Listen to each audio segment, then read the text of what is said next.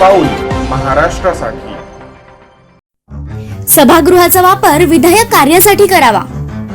माजी आमदार राहुल बोंद्रे. सर्वसामान्य जनतेने आपले प्रश्न सोडवण्यासाठी जनतेचे प्रतिनिधी म्हणून सभागृहात पाठवले आहे. याची जाण ठेवून विद्यमान आमदारांनी सभागृहाचा वापर विघातक कार्यासाठी न करता विधायक कार्यासाठी करावा, अशा कानपिचक्या अनुराधा अर्बन बँकेचे अध्यक्ष तथा माजी आमदार राहुल बोंद्रे यांनी आज आयोजित पत्रकार परिषदेत विद्यमान आमदारांना दिल्या. संस्था व कॉलेजच्या तक्रारी करून वेळ वाया घालवण्यापेक्षा मतदारसंघात विकास कामे करून शहराचा विकास साधावा. बिनबुड्याच्या आरोपांमुळे सहकार चळवळीला अडथळे निर्माण होऊन अनेक विकास कामे रखडली आहेत. अनुराधा अर्बन बँकेच्या कर्जमाफीत 2008 ते 2020 पर्यंत कोणत्याही प्रकारची अनियमितता झाली नसल्याचा अहवाल चौकशीसाठी नेमण्यात आलेल्या 8 पथकांनी वेळ दिल्यानंतरही विद्यमान आमदारांनी मतदारसंघात कोणतीही कामे करू न शकल्यामुळे आगामी निवडणुकीत राहुल बोंद्रे निवडून पराभवाच्या राजकीय भीतीपोटी अशा स्वरूपाचे बिनबुडाचे आरोप करीत असल्याचा स्पष्ट आरोप राहुल बोंद्रे यांनी पत्रकार परिषदेत केला. अनुराधा अर्बन बँकेने सर्व नियम पाळून कर्जमाफी करण्याचा अहवाल बँकेस वेळोवेळी दिला आहे. तसेच दरवर्षी अंतर्गत अंकेक्षण अहवालात वैधानिक अंकेक्षण अहवाल बँकेच्या बाजूने देण्यात आला आहे.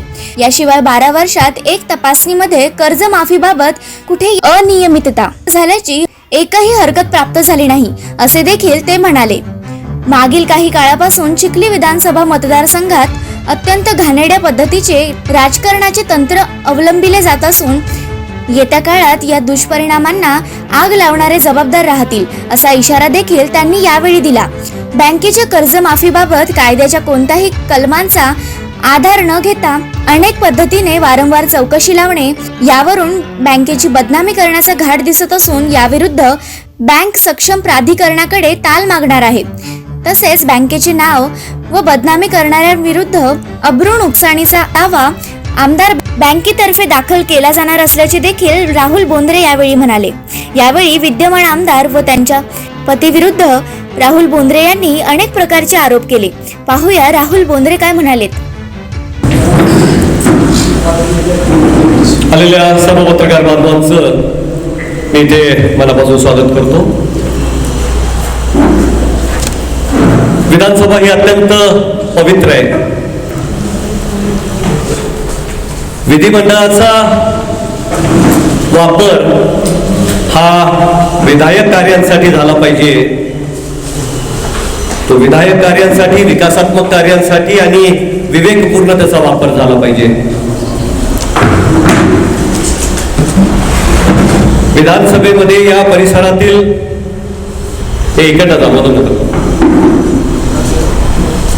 विधानसभेचा वापर हा विधायक, विकासात्मक कामांसाठी आणि विवेकपूर्ण पद्धतीने झाला पाहिजे. चिखली विधानसभा मतदारसंघामध्ये आजपर्यंत जेवढेही आमदार होऊन गेले, मला माहीत असल्यापासून मी भारतभाऊ बोंद्रे बघितले, जनुभाऊ बोंद्रे, रेखाताई खेडेकर, त्याही आधीचे जे आमदार असतील त्या सगळ्यांनी याचं पावित्र्य जपलं. विधानसभेच्या इतिहासामध्ये चिखली मतदारसंघाच्या इतिहासामध्ये जर आपण डोकावलं तर चिखली विधानसभा मतदारसंघाच्या एकाही आमदारांनी आजपर्यंत विधानसभेचा वापर हा विघातक कार्यांसाठी केला नाही, कुणाची व्यक्तिगत तक्रार करण्यासाठी केला नाही, कुणाच्याही संस्थेची तक्रार करण्यासाठी, राजकीय सूड घेण्यासाठी या पवित्र विधानसभेचा कधीही दुरुपयोग केला नाही. हा चिखली विधानसभेचा इतिहास आहे. या मंडळींनी या विधानसभेचा वापर परिसराच्या विकासासाठी केला. विधानसभेच्या इतिहासामध्ये एकदाही याचा गैरवापर हा झालेला नाही, विघातक कार्यांसाठी झालेला नाही. पश्चिम महाराष्ट्राची प्रगती जी झालेली आहे ती सहकार चळवळीमुळे झालेली आहे. प्रचंड मोठी सहकार चळवळ ही पश्चिम महाराष्ट्राची आहे. ही सहकारी चळवळ तिथल्या विकासासाठी कारणीभूत आहे किंवा तिथला विकास जो झालेला आहे तो या सहकारी चळवळीमुळे झालेला आहे. आणि पश्चिम महाराष्ट्रामध्ये सहकारी चळवळीमध्ये राजकारणाचे जोडे बाहेर काढले जातात आणि राजकारणाचे जोडे बाहेर काढून ते तिथला सहकारी चळवळीला चालना देतात. आणि म्हणूनच पश्चिम महाराष्ट्र हा राज्यात अग्रेसर आहे. चिखली तालुका आणि चिखली परिसर यामध्ये सहकार सर्वाधिक जास्त आहे. सहकारी संस्था महाराष्ट्रात सर्वाधिक कुठे असतील तर ते आपल्या चिखली तालुक्यात आहेत. शैक्षणिक क्षेत्रामध्ये जिल्ह्याची शैक्षणिक राजधानी म्हणून चिखली ओळखल्या जाते, सहकाराची पंढरी म्हणून ओळखल्या जाते. आणि त्यासोबतच चिखली ही जिल्ह्यामधलं विकासाचं केंद्र म्हणून समजल्या जाते, जिल्ह्याची सर्व बाबतीतली राजधानी म्हणून ओळखल्या जाते. कैलासवासी पंढरीनाथ पाटील असतील, स्वर्गीय प्रभुलालजी भाला असतील किंवा भगवानदासजी स्वर्गीय भगवानदासजी गुप्ता असतील किंवा आणखीनही अनेक सहकारातले इथले जे शिक्षण क्षेत्रात सहकार क्षेत्रात काम करणारे जे दिग्गज या चिखलीच्या मातीमध्ये निर्माण झाले त्यांनी इथली सहकाराची चळवळ आणि शैक्षणिक चळवळ इथली प्रचंड प्रगत केली. कर्मयोगी तात्यासाहेब बोंद्रे यांनी या चिखली परिसरामध्ये सहकाराच्या माध्यमातून आणि अनुराधा शिक्षण संस्थांच्या माध्यमातून प्रचंड मोठं सहकाराचं जाळं विणलंय. या शैक्षणिक संस्थातून आजपर्यंत हजारो मुली या उच्च शिक्षण घेऊन आज त्यापैकी अनेक जण परदेशात देखील चिखलीचा झेंडा डौलार आणि गौरवानं मिळवत आहेत. या सगळ्या सहकारी चळवळीमुळं हजारो कर्मचारी बेरोजगार जे होते ते कामाला लागलेत आणि आज हजारो कुटुंब या संस्थांमुळं त्यांना आज रोजीरोटी मिळते. कर्मयोगी तात्यासाहेब बोंद्रे यांनी उभ्या केलेल्या या शैक्षणिक संस्था आणि ही सहकारी चळवळ या संदर्भात काही जण आता राजकीय द्वेषापोटी त्यांच्या तक्रारी करणं त्यांनी सुरू केलंय. सहकारातली ही प्रगती त्यांच्या डोळ्यांना फुटतेय, त्याचा त्यांना त्रास होतोय आणि म्हणून चुकीच्या तक्रारी या संस्थांच्या विरोधात करण्याचा सपाटा काही राजकीय विघ्न संतोषींनी द्वेषापोटी लावलेला आहे.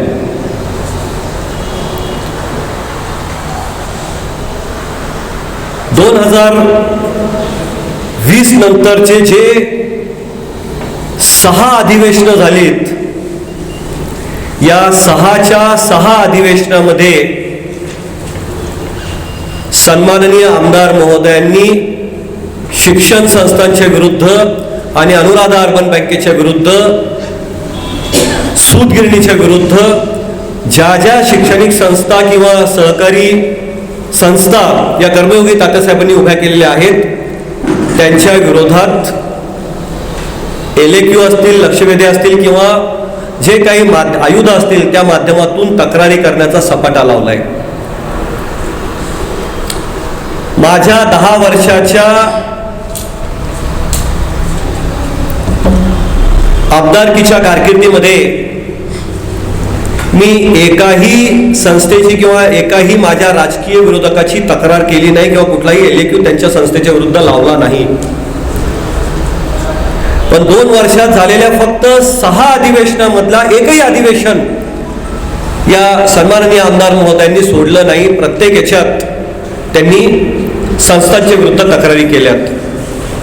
चिखली विधानसभा मतदारसंघाच्या इतिहासामध्ये अशा पद्धतीचं विघातक राजकारण आजपर्यंत कधीही झालेलं नाही. एकीकडे पश्चिम महाराष्ट्रामध्ये राजकीय जोडे बाहेर टाकून विकासात्मक राजकारण केलं जातं, तिथे चिखलीमध्ये मात्र विरोधकांच्या संस्थांच्या म्हणजे सहकारी संस्थांना आग लावण्याचं काम हे करणं सुरू झालंय. पण त्यामुळे त्यांना हे लक्षात येत नाहीये की आपण लावलेली आग ही कधी आपल्यापर्यंत येऊन पोहोचेल, लावणाऱ्यांपर्यंत येऊन पोहोचेल आणि त्यांची राख करून टाकल हे सांगता येत नसते. आणि म्हणून या संस्थांच्या विरोधात राजकीय द्वेषापोटी त्यांच्या तक्रारी करणं जे सुरू झालंय ते चिखली मतदारसंघाच्या विकासाच्या दृष्टिकोनातून अडथळा ठरणारे, खीळ मारणं ठरणारे आणि त्यामुळं इथली सहकारी चळवळ अडचणीत येऊ शकते. आज चिखलीतल्या भाजपा नेत्यांच्या ताब्यात पण अनेक संस्था आहेत.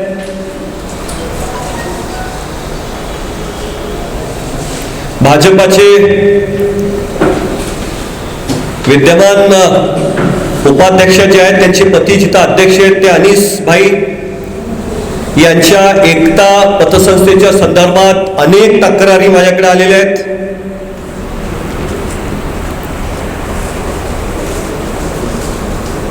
त्यांचे भाजपाचे शहर अध्यक्ष पंडितराव देशमुख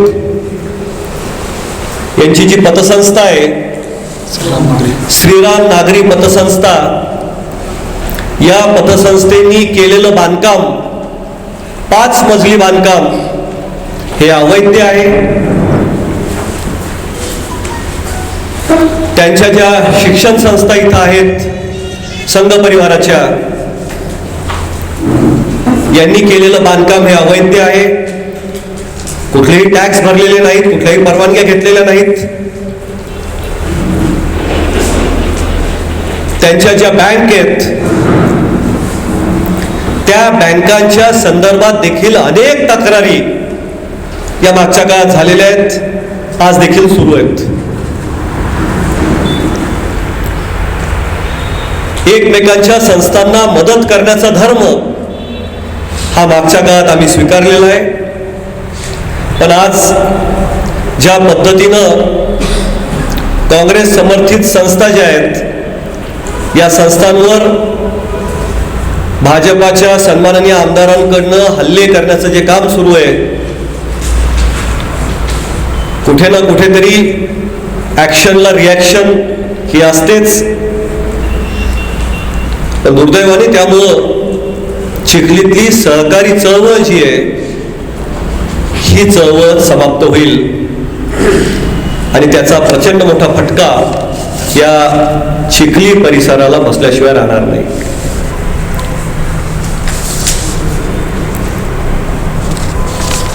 अनुराधा अर्बन बँकेच्या संदर्भात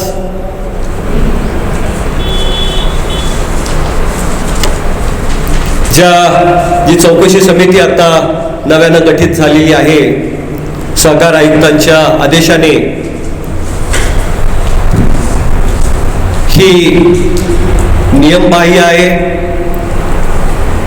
ही चौकशी समिती कुठल्याही कायद्याच्या निकषांवर न टिकणारी आहे आणि त्यामुळं या चौकशी समितीच्या विरोधात योग्य ती दाद आम्ही निश्चित योग्य त्या ठिकाणी मागणारच आहोत. अनुराधा अर्बन बँकेनी 2008 मध्ये शासनाच्या निकषानुसार जी कर्जमाफी दिलेली आहे तिच्या आतापर्यंत 8 वेगवेगळ्या समित्यांच्या मार्फत तपासणी आणि चौकशी झालेली आहे. 2008 पासून दरवर्षी तिचं कॉन्करंट ऑडिट आणि स्टॅच्युटरी ऑडिट असे 2 ऑडिट दरवर्षी 2008 पासून तर 2020 सालांपर्यंत झालेले आहेत. आणि त्यासोबतच शासनानं गठीत केलेली ज्या 2 समित्या आहेत त्यांनी देखील त्याची चौकशी केलेली आहे. आणि प्रत्येक समितीनी अनुराधा अर्बन बँकेनी दिलेली कर्जमाफी ही नियमानुसार आहे अशाच पद्धतीचं रेकॉर्डिंग केलेलं आहे. एकाही ऑडिटमध्ये 2008 सालापासून आजपर्यंत दरवर्षी 3 ऑडिट असे पार्थिक 36 ऑडिट झालेले आहेत. आणि 36च्या 36 ऑडिटमध्ये एकही दोष कर्जमाफीच्या संदर्भात काढण्यात आलेला नाही. 36 ऑडिटमध्ये आणि 8 समित्यांमध्ये या कर्जमाफीच्या संदर्भात एकही दोष काढण्यात आलेला नाही. त्यामुळे तक्रार करणारे कदाचित रिझर्व्ह बँकेच्या ऑडिटरपेक्षा देखील हुशार असतील असा समज त्यांचा कदाचित असावा. आणि त्यामुळं जनतेच्या डोळ्यामध्ये आकडेवारीची शब्दछल करत धूळफेक करीत आहेत. आमचं महाविकास आघाडीचं सरकार आल्यापासून चौकशा यांच्या तक्रारीवर विधानसभेमध्ये यांनी ज्या ज्या तक्रारी केल्या सन्माननीय आमदारांनी, त्यावेळेस प्रत्येक वेळेस त्यांनी चौकशी जी असेल ती करण्याची परवानगी दिली. कारण शेवटी सोनं जे असतं त्याला कितीही तापवलं तरी त्यातून शुद्ध आणि अतिशुद्ध आणि आणखी शुद्ध सोनंच निघणार आहे याचा आम्हाला विश्वास आहे. आणि म्हणून त्या सगळ्या चौकशा समित्यांना आम्ही समोर जातोय. आणि कितीही चौकशा झाल्या तरी आम्ही त्याला समोर जात राहू. कारण तेवढा विश्वास आमच्यामध्ये आहे की 36 ऑडिटमध्ये आणि 8 चौकशा समित्यांमध्ये तपासण्यांमध्ये जिथे एकही दोष निघाला नाही, मग 36 काय 100 चौकशा जरी केल्या तरी त्यात शेवटी काहीही निघणार नाहीये. कदाचित या ज्या चौकशा लावण्याचं काम सुरू आहे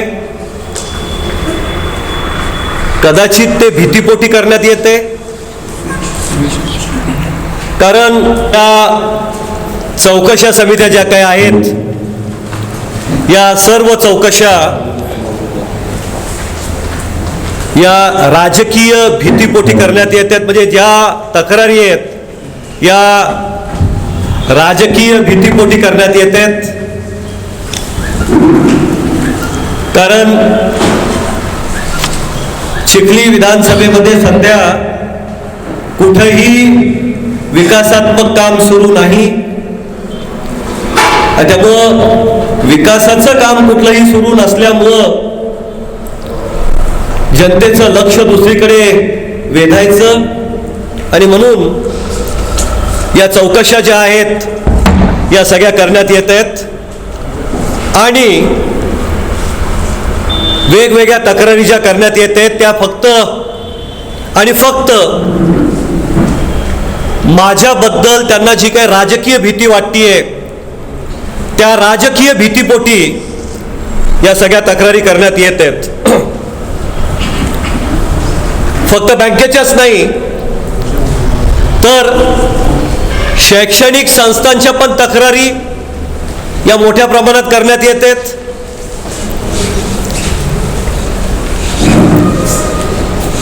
मला वाईट या गोष्टीचं वाटतं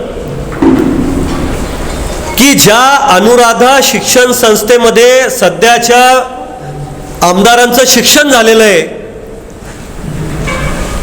त्या शिक्षण संस्थांच्या पण तक्रारी त्या स्वतः लावतायत. कुठेतरी ती एक म्हण आहे की जिस थाली में खाते हो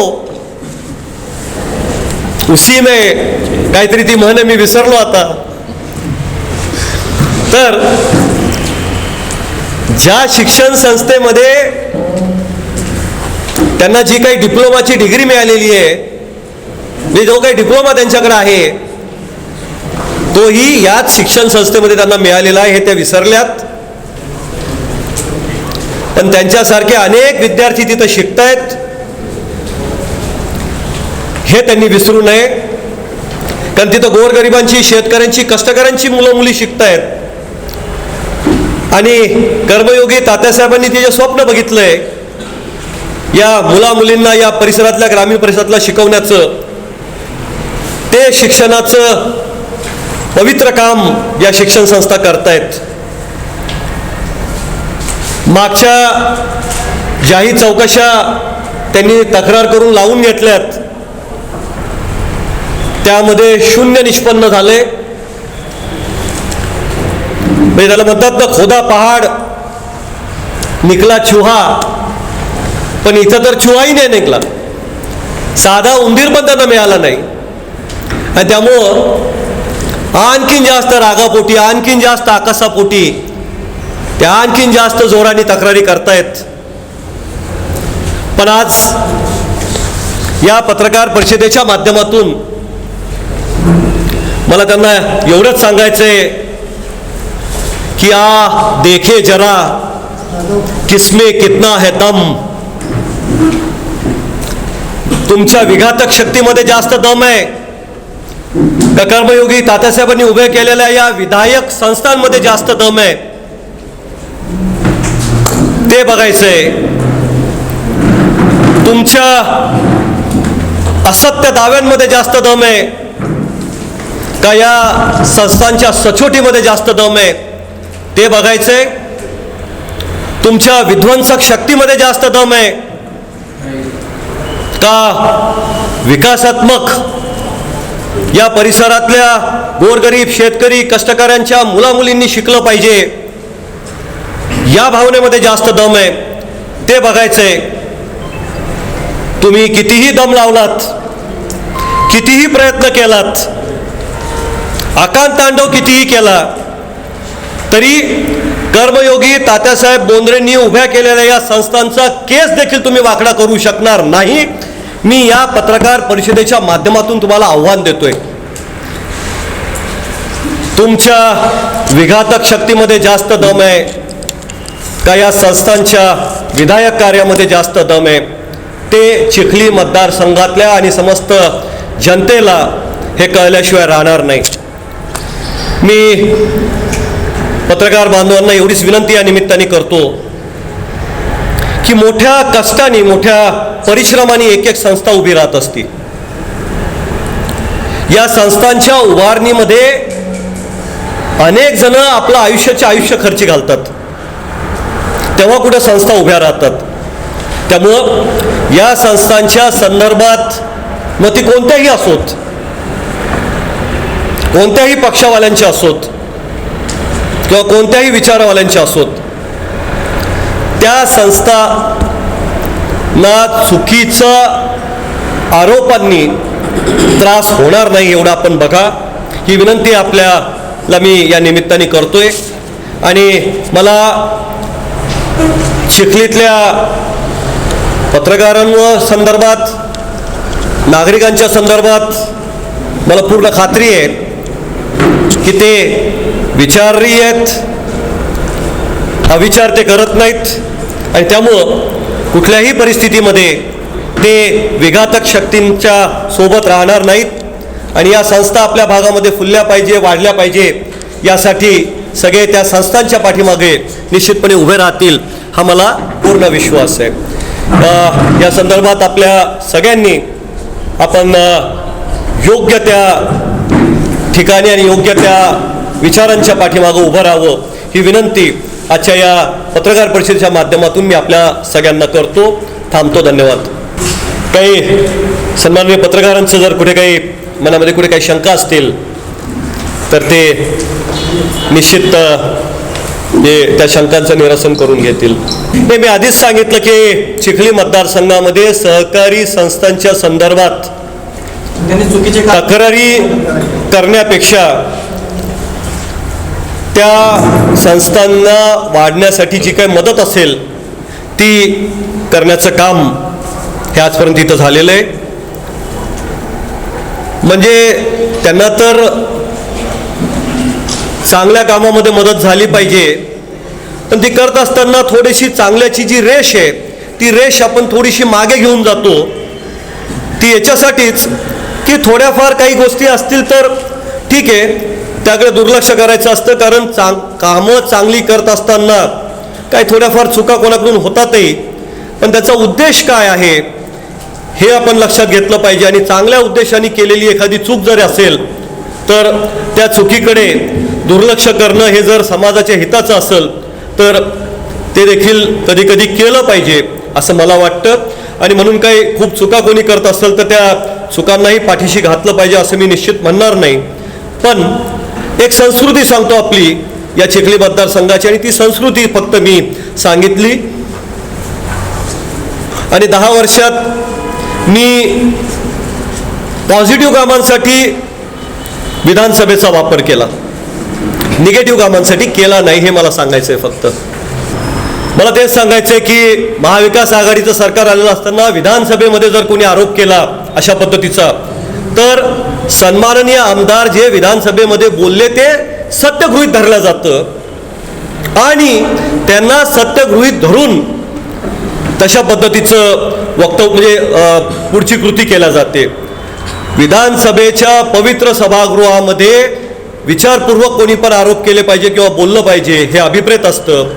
दुर्दैवाने आपल्या आमदारांनी तिथे चुकीचे आरोप केले आणि ते सत्य आहेत असं गृहीत धरून आमच्या महाविकास आघाडीच्या मंत्र्यांनी त्या संदर्भातल्या पुढच्या कृत्या केल्या. सभागृहात जे बोललं जातं त्याच्यावर बाहेर कुठल्याही कोर्टामध्ये आपल्याला काही कारवाई करता येत नाही.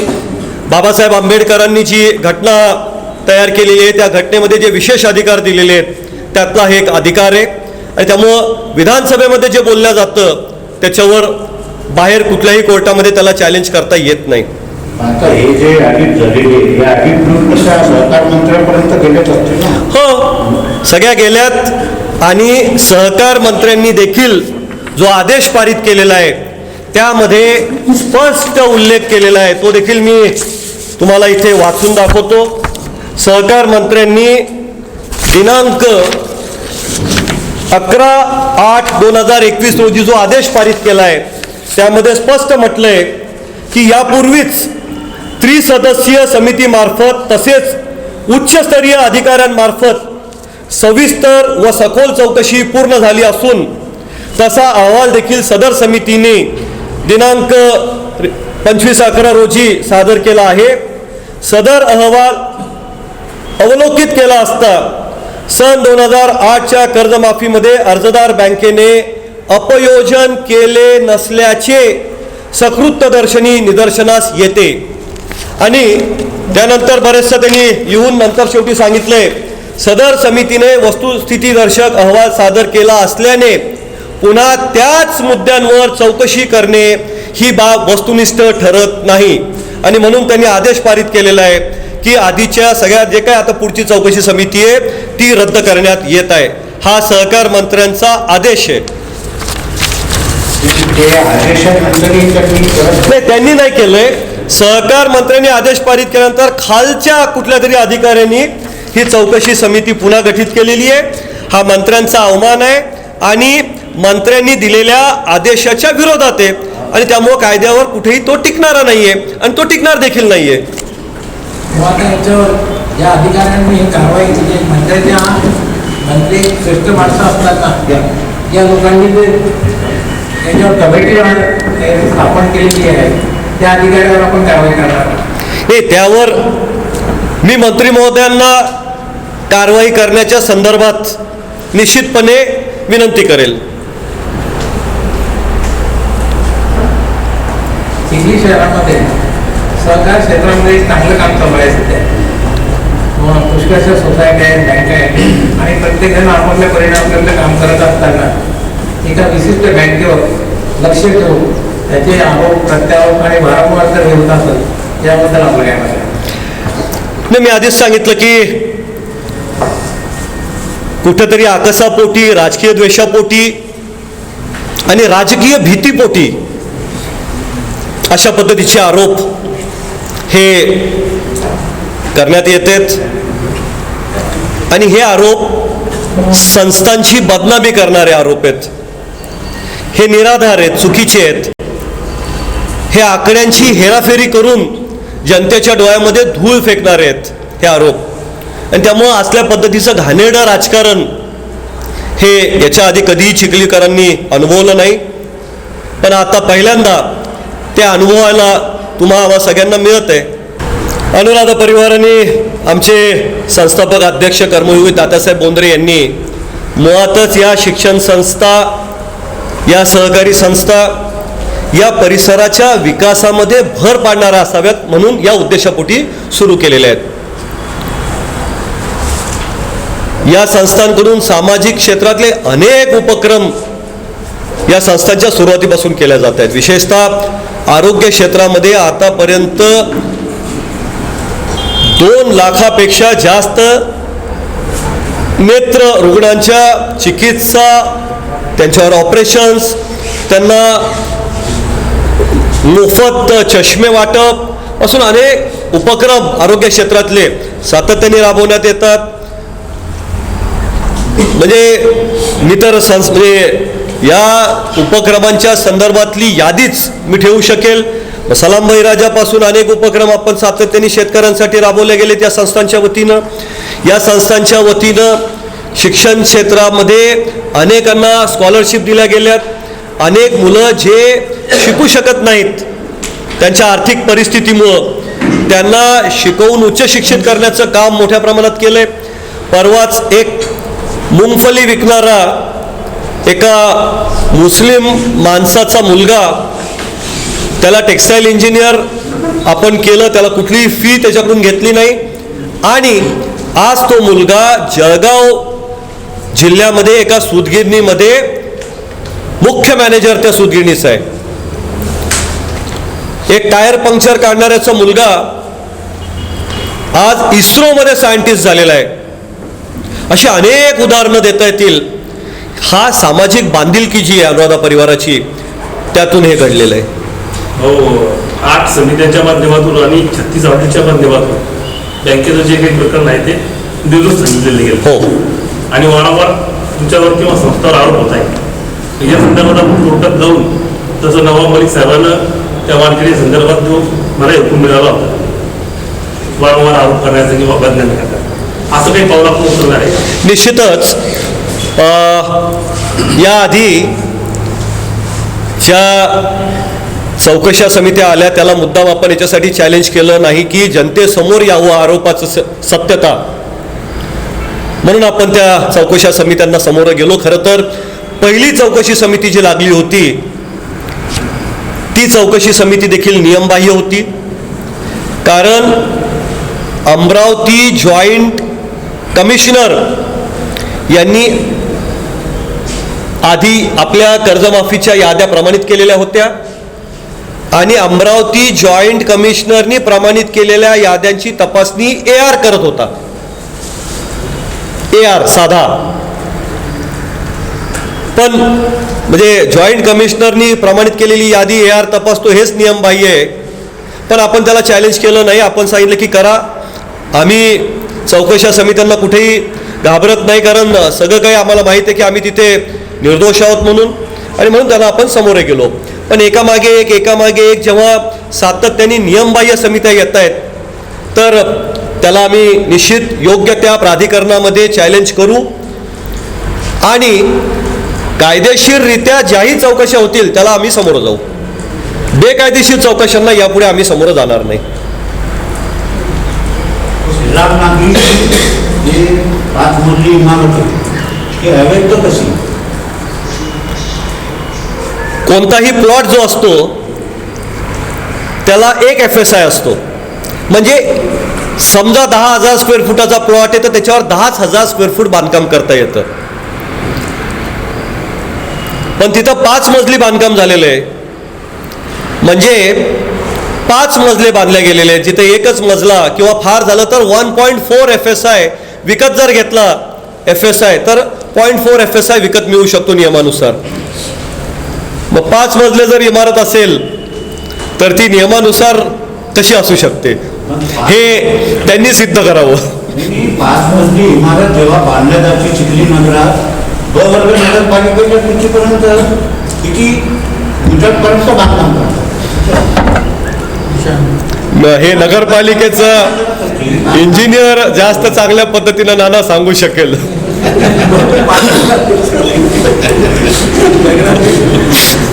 चिखली शहरात 5-7 मजली इमारती आता नवीन एक सुरू होईल. मी आधीच सांगितलं की जेव्हा दुसऱ्याच्या घराला आग लावण्यात जाते तेव्हा ती आग आपल्या घरापर्यंत कधी येते समजत पण नाही. आणि त्यामुळं आग विझवण्यापेक्षा तिचा तमाशा बघणारे जे असतात तर ती आग त्यांच्या घरापर्यंत केव्हा येईल ते सांगता येत नसते. आणि अशा पद्धतीनं जर कोणी एकावर आरोप केले मग ते दुसऱ्यावर आरोप करणार तर ते शीशे के महल में रहने वाले दुसरों पे पत्थर नहीं फेका करते असं म्हणतात. त्यामुळं इथं सगळ्यांचेच घरं काचांचे आहेत आणि त्यामुळं चिखलीतल्या अनेकांना मग त्याचा फटका बसू शकतो. असं म्हणाले की काही संघाच्या शाळा आहेत, भाजपच्या संस्था आहेत, तर आपण आपल्याकडनं काही कारवाईसाठी असलं घाणेरडं राजकारण, विघातक राजकारण आम्ही करणार नाही. निश्चिंत राहा, तुम्ही करत राहा, तुम्ही करत राहा. कुठली सहकारी पतसंस्था जी असती या पतसंस्थेच्या संदर्भात नियम असतात. किती डिपॉझिट झालं तर याचा विस्तार करण्याला परवानगी आहे, त्याचे निकष आहेत. तुमचं थकीतचं प्रमाण किती आहे, तुमचं डिपॉझिट किती आहे, तुमचं शेअर कॅपिटल किती आहे, याचे निकष आहेत. आणि त्या निकषांवर आधारितच तुमच्या पतसंस्थेला शाखा विस्ताराला परवानगी मिळते. पण तोरणा पतसंस्था जी आहे आपली, या तोरणा पतसंस्थेनी मागच्या काळामध्ये शाखा विस्तार मोठ्या प्रमाणात केलाय, त्यांना परवानगी त्यांनी घेतली. पण त्या पतसंस्थेने कोणतेही निकष पूर्ण केलेले नसताना या पतसंस्थेला शाखा विस्तारासाठी परवानगी मिळालेली आहे. आणि या पतसंस्थेने नियमबाह्य अनेक ठिकाणी शाखा या सुरू केलेल्या आहेत. आणि त्यामुळं ही बाब पण नियमाच्या बाहेर आहे. करायची म्हटलं तर त्याची पण चौकशी करता येते की मग एवढ्या शाखांना परवानगी मिळाली कशी, कुठलेही निकष पूर्ण न करता. त्यासोबतच देऊळगाव राजा तालुक्यामध्ये सहकारी सूतगिरणीला परवानगी मागच्या सरकारमध्ये यांना मिळालेली आहे. 5 वर्ष झाले परवानगी मिळून. पण 5 वर्षामध्ये जी एका वर्षामध्ये सूतगिरणी उभी राहिली पाहिजे आणि सुरू झाली पाहिजे, 5 वर्ष झाले अजूनही ही सूतगिरणी सुरू काय, बांधकाम पण सुरू झाले. सरकारने दिलेलं जे भाग भांडवल आहे हे भाग भांडवल डिपॉझिट करता येत नाही किंवा बँकेमध्ये ठेवता येत नाही. हे मागच्या 5 वर्षापासून बँकेमध्ये पडून आहे. सरकारी जे काही सरकारने दिलेला हा जो निधी आहे या निधीचा हा गैरवापर आहे. सरकारी निधीचं हे नुकसान आहे. आणि त्यामुळं त्याला कोट्यवधी रुपये मिळालेले आहेत. आणि त्या संदर्भातले कागदपत्र पण मी आपल्या पत्रकार बांधवांकडे देतो, माझ्याकडे आहेत. ते कोट्यवधी रुपये जे मिळालेत हे 5 वर्षापासून अखर्चित आहे. 5 वर्षापासून कुठलंही काम न होता ते पडून आहेत आणि त्या पैशाचा हा गैरवापर आहे. सरकारी निधीचा गैरवापर जो आहे तो गैरवापर केल्याबद्दल अनेक गुन्हे त्यांच्यावर दाखल होऊ शकतात. त्यानंतर राम पवार नावाच्या अधिकाऱ्यांनी यांच्यावर विद्याधर महाले नावाच्या जे आपले अधिकारी आहेत, जे सन्माननीय आमदारांचे पती आहेत, यांच्या संदर्भात अनेक आरोप केले. खरं तर त्या आरोपांची देखील चौकशी राज्य शासनाने करायला पाहिजे असा आग्रह आपण करू शकतो. अशा पद्धतीच्या अनेक गोष्टी आहेत.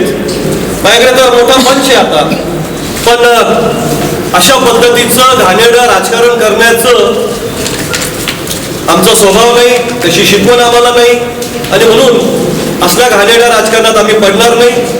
आम्ही आमचं काम प्रामाणिकपणे हे सुरू ठेवू. चिखली विधानसभा मतदारसंघाच्या नागरिकांना सेवा देण्याचं काम, इथल्या विकासाचं काम आमच्या शक्तीनुसार मी आणि आमचे सहकारी हे निश्चितपणे सुरू ठेवू. कुठल्या याला ना हे स्वतः सहकार मंत्र्यांचे प्रायव्हेट सेक्रेटरी होते आणि त्या पदाचा गैरवापर हा त्यांनी केलेला आहे. विद्याधर महाले हे सहकार मंत्र्यांचे तत्कालीन सहकार मंत्री मागच्या सरकारमधले त्यांचे प्रायव्हेट सेक्रेटरी होते आणि तिथे प्रायव्हेट सेक्रेटरी असताना त्यांनी स्वतःच्या पदाचा गैरवापर करून अधिकाऱ्यांवर दबाव आणून हे सगळे कामं केलेली आहेत.